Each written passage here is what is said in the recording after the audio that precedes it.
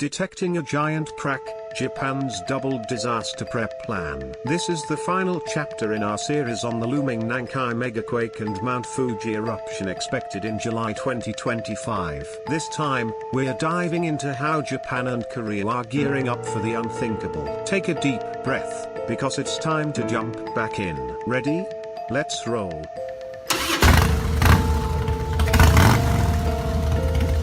Okay, imagine this: the ground is shaking on one side, and on the other, a volcano is spitting fire into the sky. Nope, not a Hollywood disaster movie, this is Japan's real-life worst-case scenario. And guess what?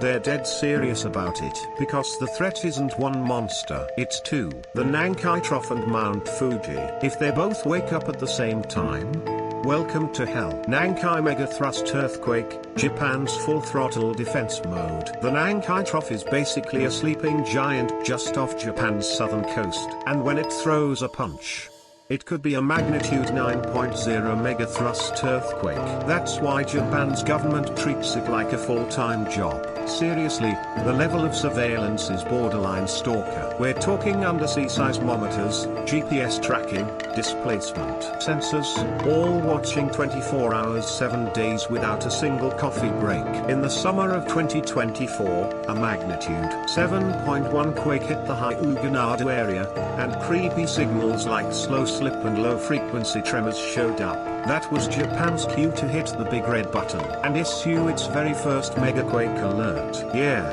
this is not a drill. How likely is the big one? In January 2025, the Earthquake Research Committee cranked up the probability to 80% within the next 30 years. That's basically nature saying, see you soon. And if it hits, we're looking at 298,000 deaths, 12.3 million evacuees, and $2.2 trillion in damages. So Japan launched its Let's Not Die project, rebuilding seawalls, reinforcing buildings, and constructing tsunami evacuation towers in places like Cochin.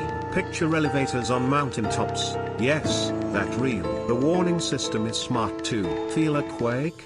You get a review in progress alert. Then a bunch of scientists huddle, and if it's serious, bam! Official alert. In 2024, after that first alert, stores were cleared out, and domestic travel nosedived. People took it seriously. Money-wise?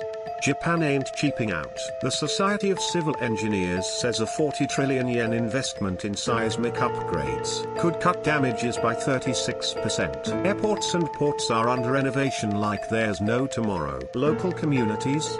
They're basically disaster drill professionals. In Wakayama and Shizuoka, tsunami drills are routine, and hazard maps hang in homes like family photos. Survival kits are as basic as rice and chopsticks now. Earthquake resilience isn't just a policy, it's a national mindset. Mount Fuji stirs, a volcanic wake-up call. Now let's switch to volcano mode. Mount Fuji, gorgeous, iconic and moody. The last time it erupted big was in 1707, right after a Nankai quake. Coincidence?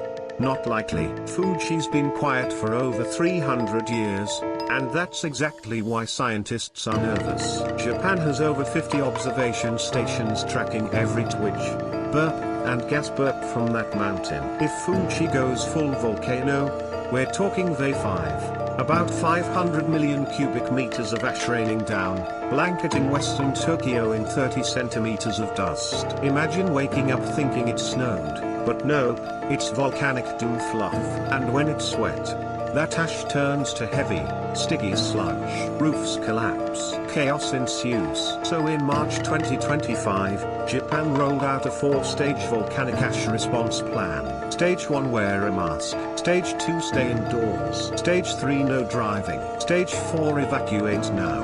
Oh, and pack your goggles and dust-proof outfits. Tokyo, Kanagawa, and Yamanashi have storage facilities for ash cleanup, though they've only stocked about half of what's needed. Local government meetings these days?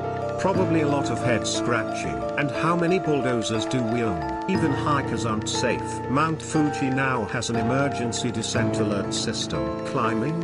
Your smartphone becomes your survival coach. July 2025, a date with doom. So why is everyone freaking out about July 2025? Blame manga artist Totsuki Ryo and his prophetic comic The Future I Saw. He predicted a megaquake would hit Japan that month, and yes, people are spooked. Japan's meteorological agency and scientists say no scientific basis. Still, public anxiety?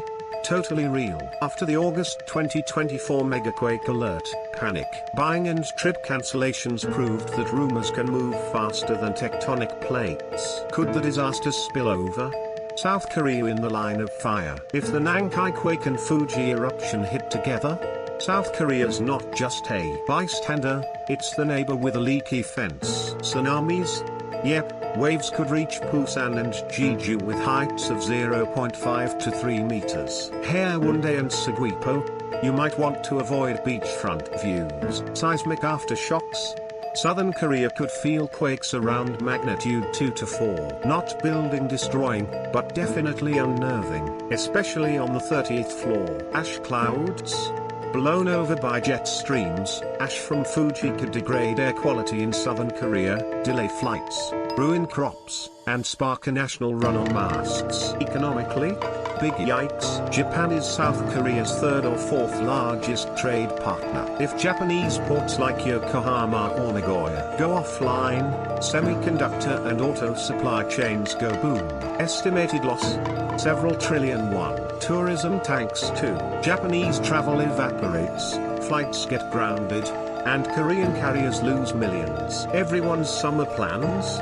Suddenly looking very gelado. And then there's the refugee wildcard. Up to 100,000 Japanese nationals or ethnic Koreans in Japan could seek refuge in Korea. That's a logistical nightmare of tents, food, and medical care waiting to happen. South Korea's counterplan from tsunami sensors to triage tents. So what should Korea do? Check and upgrade tsunami warning systems. Reinforce seawalls and retrofit coastal infrastructure. Drill emergency evacuation routes and get shelters ready. Air quality. Track ash clouds in real time. Distribute KF94 masks. Put purifiers in public buildings. Protect crops with greenhouse reinforcements. Flight disruptions.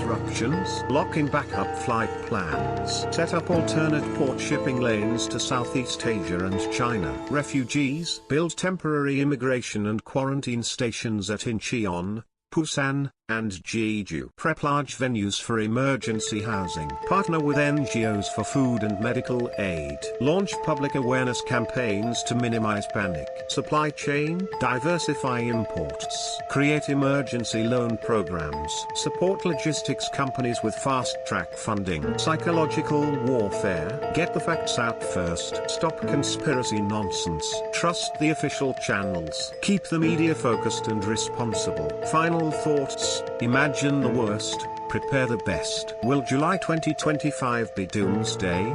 Maybe, maybe not. But Japan has been prepping for decades, just in case. And Korea? Today is your day one. This isn't about paranoia. It's about preparedness. Because monsters don't care about borders. And neither does ash or seawater. So eyes open, backpacks ready, and no more saying Seoul Ma. Let's be the country that's ready when it counts.